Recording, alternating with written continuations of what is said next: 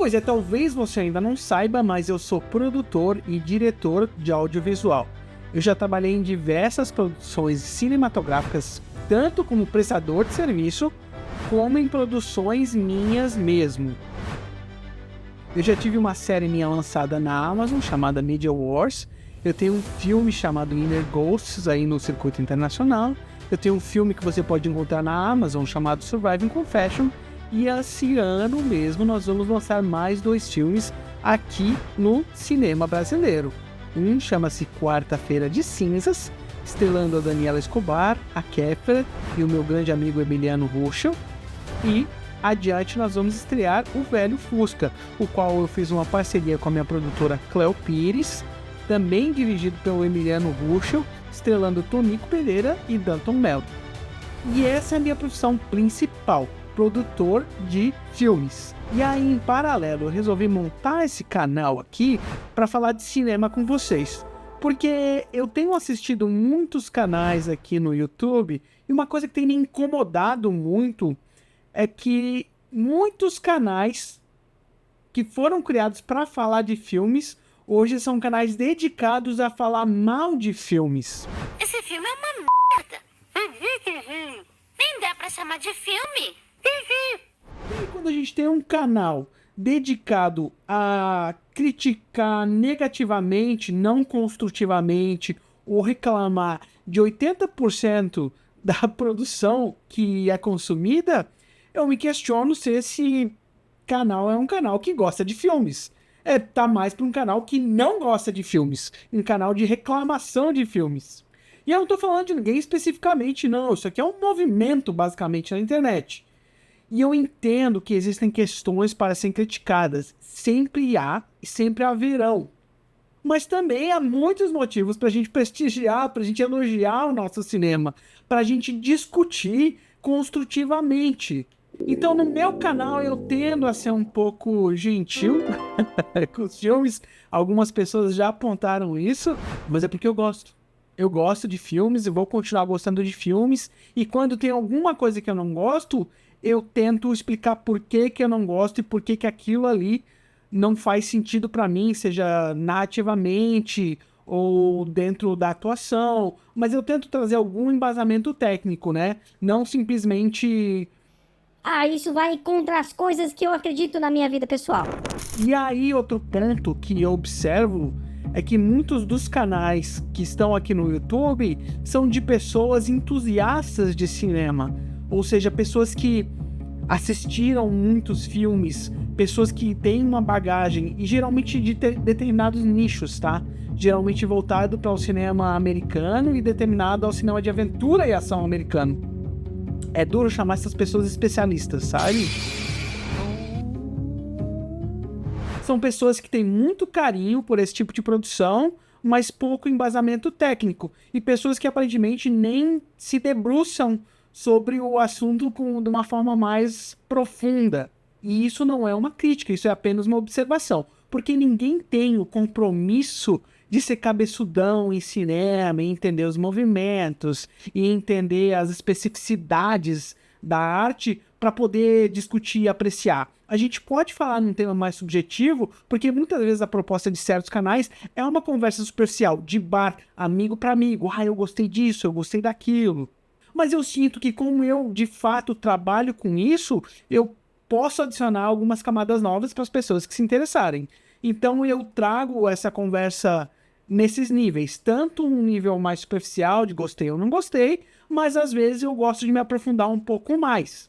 E uma discussão que eu queria trazer, que eu vejo que é muito constante, é a questão da reciclagem de temas dentro do cinema. Então a gente vê muita gente reclamando hoje. Acabou a criatividade, não se inventa mais nada novo. A gente tem muita sequência, reboot. Onde estão os projetos novos? E isso procede em partes. Porque o movimento atual, ele obedece uma tendência mercadológica que aconteceu há poucos anos atrás. Desde os primórdios da Era de Ouro do cinema, até pouco tempo atrás, nos anos 80 e 90, o cinema se apoiava na imagem de artistas de cinema, estrelas de cinema, personalidades memoráveis.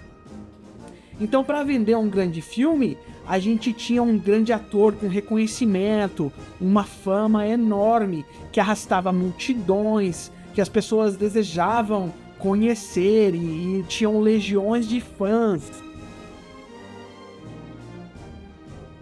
E o mundo da música ainda é assim, mas o mundo do cinema, ele mudou um pouco sobre isso. Porque os grandes estúdios entenderam que essas personalidades, elas custavam muito caro, o processo era muito caro de manter elas. E elas acabavam ganhando muito poder de barganha. A gente vê ainda algum resquício desse movimento, a gente tem alguns atores que ainda conseguem movimentar grandes quantias de dinheiro em seus contratos e que carregam grandes franquias e grandes nomes de filmes, grandes títulos em suas costas. Todos esses grandes nomes, bastava ter o nome dele, da pessoa, da estrela no título, que ele já era quase garantido que o filme seria um grande sucesso. Mas esse ator ou atriz com grande poder de barganha, eles tinham um grande poder de decisão criativa, quero que o filme seja assim, seja assado, né, passando por cima de projetos comerciais ou estratégias comerciais dos estúdios, diretores e produtores, e cobrando valores às vezes que poderiam inviabilizar certos projetos. E aí os estúdios entenderam o seguinte: cara, em vez de eu investir na pessoa, eu posso investir na minha propriedade intelectual. Que um bom exemplo para explicar, fácil de entender, é James Bond. Não é necessariamente o ator que é a estrela, é o James Bond. Se a gente troca o ator, a franquia sempre continua forte. Outro fácil de explicar é o Batman. Você pode trocar o ator. O Batman é a estrela. Enquanto o estúdio continuar investindo na propriedade intelectual, no James Bond, no Batman, a estrela pouco importa. Eles podem pagar 5, 10 milhões em vez de 50, 60 milhões para esse ator. E isso tem se expandido para franquias de outras dimensões. Por isso que a gente está vendo muito reboot, reshoot, sequel e tudo isso. Porque são as propriedades intelectuais comprovadas. Os estúdios têm investido nisso para minimizar os seus custos com estrelas. E por isso a gente tem cada vez menos esses personagens, esses atores com grande capacidade de movimentação entre uma base de fãs. Isso é uma coisa que ficou mais ou menos ali dos anos 90 para trás. Mas isso foi uma estratégia pensada que reverberou nos temas dos filmes. E de certa forma, nós, a audiência, temos culpa nesse cartório, porque a gente comprovou essa teoria deles como correta. O público tende a ver produtos comprovados. Então, quando a gente reclama, por que tal coisa nova não é feita? Onde estão as novas ideias? Porque a gente corre para ver as coisas que já estão aí. É porque é bom? Ou é porque é familiar? Então, se você não gosta dessa dinâmica, se você não gosta dessa situação, o poder é de vocês. Porque cabe a gente ser agente dessa mudança e começar a dar chance para as coisas novas, para as coisas estranhas, e no cinema dar uma chance para artes diferentes daquilo que a gente está acostumado.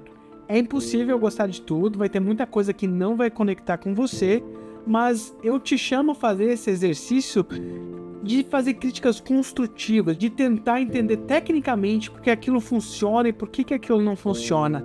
E não só fazer um embate com as nossas crenças pessoais, de isso me ofende, e que porcaria estão fazendo com o que eu amo, que muitas vezes até são revelações válidas, mas principalmente muito mal embasadas. É isso, como diria ET Bilu, busquem conhecimento. Obrigado por assistir até o final e até o próximo vídeo.